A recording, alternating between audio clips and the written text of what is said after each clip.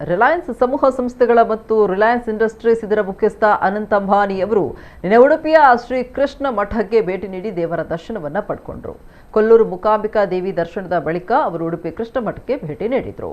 ಕೃಷ್ಣ ಮಠದಲ್ಲಿ ನವಗ್ರಹ ಕೆಂಡಿಯಿಂದ ಶ್ರೀಕೃಷ್ಣನ ದರ್ಶನ ಪಡೆಕೊಂಡರು. ಶ್ರೀಕೃಷ್ಣ ಮಠದ ಆಡಳಿತ ಮಂಡಳಿಯಿಂದ ಅನಂತ್ ಅಂಬಾನಿ ಅವರಿಗೆ ಗೌರವಾರ್ಪಣೆ ಸಲ್ಲಿಸಲಾಯಿತು.